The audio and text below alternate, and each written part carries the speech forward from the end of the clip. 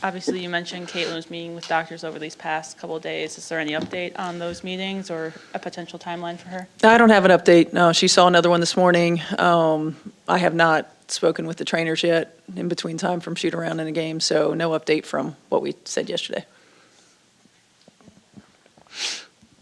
She met with another today in New York, or did she travel with the team? She did travel with the team, yeah. Okay. Okay.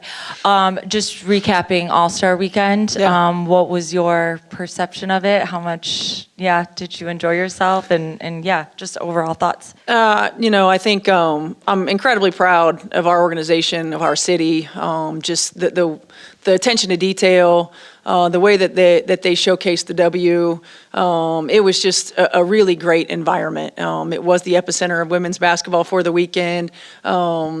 Seeing the activations in the community, seeing the signage everywhere. I mean, all of that was just top notch, and really special shout out to Pacer Sports and Entertainment and to our organization for continuing to lead the way in what it means to put on these massive events. You've been in the league a minute, A long time, yeah. And the All-Star game has progressed year over year. Can you speak to its progression and how it's become a tentpole event, not just in the W, but in the sports world at large? Yeah, I think it's a fun time to get together, right? To see people that are competitors, adversaries sometimes in some ways, and just a different environment to remind us that we're all in this together, to bring the best players in the league together, to showcase talent, to enjoy community and camaraderie, to celebrate the first half of the season while you get ready to compete in the second half of the season.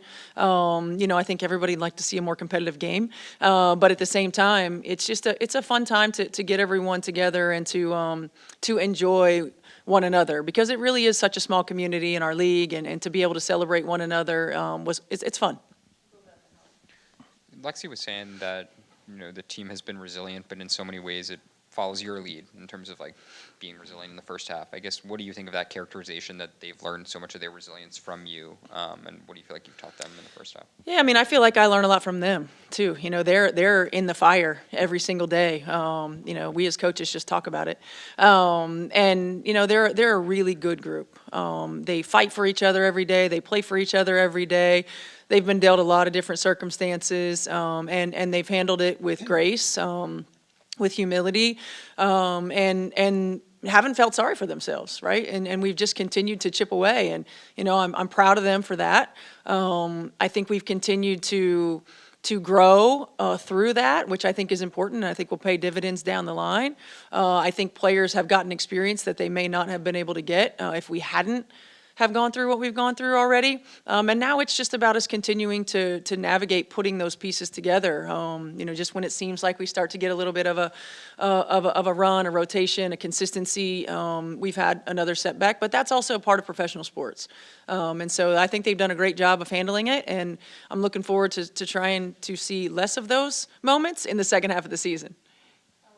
Hi, Steph. So right before the last game of the first half, you guys had dropped below 1 point per possession on the defensive end. Mm-hmm. That's a number you guys haven't hit as a franchise since the 2015 Fever, who I believe you're familiar with as well. Yeah. So what I'm wondering is this a stat that reflects, you think, where you guys need to get to defensively? And if not, do you have a particular metric that is important to you as you think about where your defensive growth is coming? Yeah, I mean, I think all of those, certainly, yes, I'm proud of that. I felt like, early in May, we were in the upper half defensively, right? I think defensive efficiency, and then we kind of hit a little skid in June, and we were trending upward, and I felt like we hit another little skid maybe that last week to 10 days prior to All-Star break. Look, there's natural slippage throughout the course of a season when you don't have opportunity to practice and really readdress it. I felt like our slippage happened in terms of disruption and how we were or were not disrupting offense.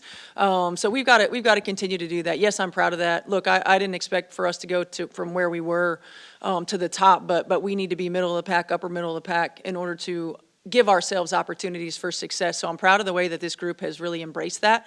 And now it's just about doing it consistently and doing it game over game, no matter the opponent. Because you play better opponents, they're going to exploit different things, and you've got to be able to make quick adjustments, and you've got to be able to live with the things that you're willing to live with and really, really believe in that. Steph, Sandy said before that she gave Stewie and Sabrina yesterday off to recover. They're going to have a light week. Shoot-arounds probably not do them because they had a lot of stuff going on with the All-Stars. You guys had All-Stars, but you also were hosting, and I'm guessing most of your players had some involvement with something over the weekend. How do you balance giving them some time to sort of get their legs back and knowing that you have a game tonight and probably some more games later this week? Yeah. Well, we had workouts on Sunday for our non-All-Stars. Certainly they were involved in some other things, but not nearly the time demands that everyone else was. And more than anything, what I didn't want is typically after a day off or after multiple days off, practices are a little sluggish. So I didn't want everybody coming back a little sluggish. And then we brought everybody else back yesterday, and I thought we had a really good day. It is a balance, it certainly is a balance. Thankfully, AB's young, Kelsey's in the mid range, right there. But we also know we have work to do. We know we have work to do. And so it's always a balance for us as coaches. Sometimes we get it right, sometimes we don't. But it did help that our players were not having to travel on Sunday or Monday and that we were home. All right. Coach, obviously every game is important, but right out of the break, you faced the two most recent WNBA champions, probably the most improved team in Phoenix, I think, and then Chicago as well. How important is the start of the second half of the season? I know every game is important, but how important are these next 3 to 4 games? It's really important for us. It's important for us to come back and to set the tone. It's important for us to recognize, where we are in the point of the season and the sense of urgency that it demands from us daily, every possession. But we also have to play the game that's right in front of us and play the possession that's right in front of us. So right now it's New York and really focusing on being better than we were the last time that we played them. Our attention to detail has to be better. And hopefully our consistency on both ends of the floor. We've had a couple of days of practice, which is really good, has been really good for us, and our team always tends to respond when we're able to do that. Steph, I just spoke to Sid, and she said that you were at her comedy Yes. show. So I have to know, how did you think she did? And just in general, talking about the Sid Colson experience, what have you learned about her that, you didn't know before? I love how you said the Sid Colson experience. She did great. I'm so proud of her.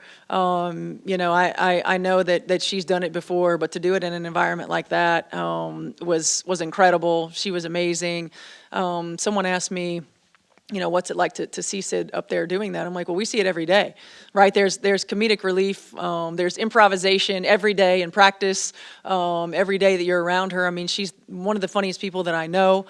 She's got perfect timing and when to do it, right? And the thing is that it's part of her leadership style, and it really does do a good job of kind of letting everybody take a deep breath, right? Like it's serious what we do, but it's also not serious what we do, right? We play the game of basketball. We coach the game of basketball. It's a kid's game. It's something that we've done our entire lives.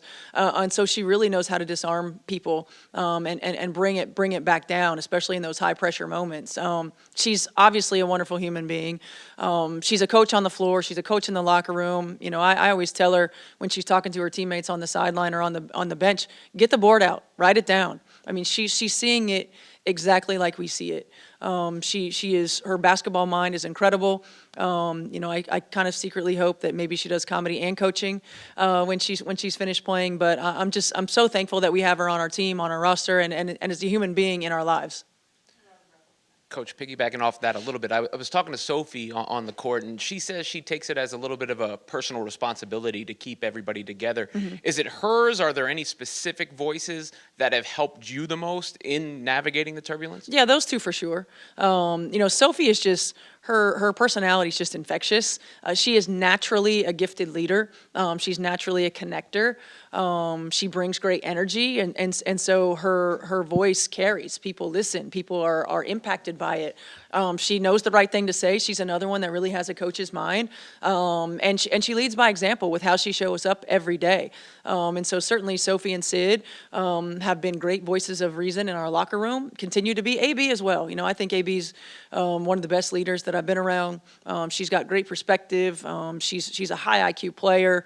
She's young in terms of her experience in our league, but she's wise in terms of her basketball experience and knowledge. And so, to have multiple players on your team who can bring those perspectives, who can bring that balance, who can use their voice is really important, because ultimately as coaches, you want player-led teams. Player-led teams are the best teams, and our team is becoming that.